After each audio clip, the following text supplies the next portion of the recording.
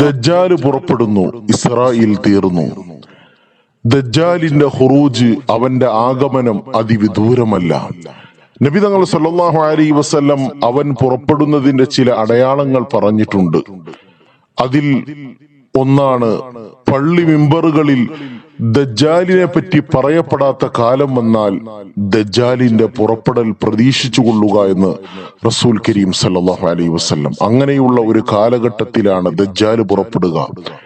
ഇന്ന് ഏത് പള്ളികളിലാണ് ദജ്ജാലിനെ പറ്റിയുള്ള സംസാരങ്ങൾ, വിശദീകരണങ്ങൾ നമുക്ക് കാണാൻ കഴിയുക? ഇത് തീരെ ഇല്ലാതായിക്കൊണ്ടിരിക്കുന്നു.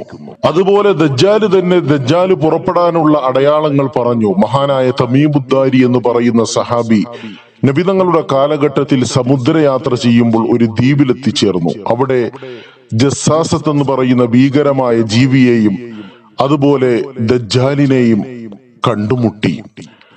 ആ ഹദീസും സംഭവവും വളരെ സുദീർഘമാണ്. അതിൽ ദജ്ജാല് തമീമുദ്ദാരിയോട് ചില ചോദ്യങ്ങൾ ചോദിക്കുന്നുണ്ട്. ദുആർ എന്ന് പറയുന്ന നദിയിലെ വെള്ളം വറ്റിയോ? ബൈസാനിലെ ഈത്തപ്പന തോട്ടങ്ങൾ കായ്ക്കുന്നുണ്ടോ? തൊബരിയ തടാകത്തിലെ വെള്ളത്തിന്റെ അവസ്ഥ എന്താണ്?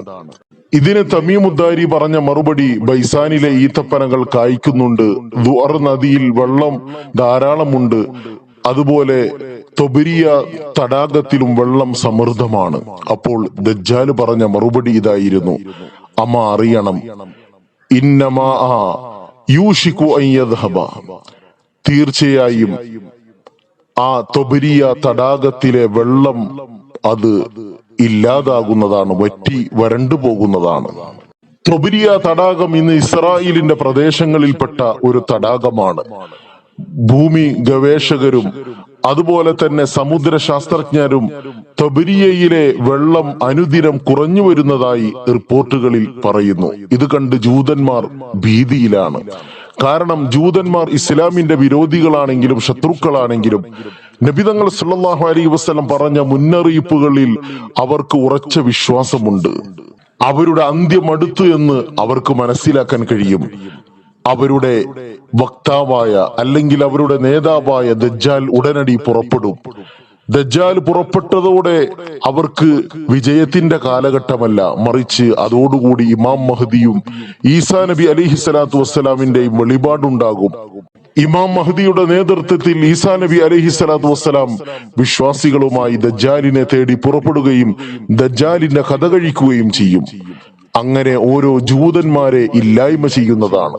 ഓരോ കല്ലും ഓരോ മരങ്ങളും വിളിച്ചു പറയും, ഇതാ ഒരു ജൂതൻ ഇവിടെ ഒളിച്ചിരിക്കുന്നു, നിങ്ങൾ വന്ന് കൊന്നുകളയുക. അങ്ങനെ ഉന്മൂലനം ചെയ്യപ്പെടുന്നതാണ്. അന്ത്യനാളിന് നാളേറെയില്ല. ലോകാവസാനത്തിന്റെ ഓരോ കെടുതികൾ നമ്മൾ കണ്ടുകൊണ്ടിരിക്കുകയാണ്. അതിലേറ്റവും പ്രധാനപ്പെട്ടതാണ് കൊലപാതകങ്ങൾ വർദ്ധിക്കുക എന്നുള്ളത്. കൊന്നവനറിയില്ല എന്തിനു കൊന്നുവെന്നും, കൊല്ലപ്പെട്ടവനറിയില്ല എന്ത് കുറ്റത്തിന്റെ പേരിൽ ഞാൻ കൊല ചെയ്യപ്പെട്ടു എന്നും. അങ്ങനെയുള്ള കാലഘട്ടങ്ങൾ നമ്മിലൂടെ കടന്നുപോയിക്കൊണ്ടിരിക്കുകയാണ്. അല്ലാഹു തആല ലോകാവസാനത്തിന്റെ കെടുതികളിൽ നിന്ന് നമ്മെ എല്ലാവരെയും കാത്തുരക്ഷിക്കുമാറാകട്ടെ.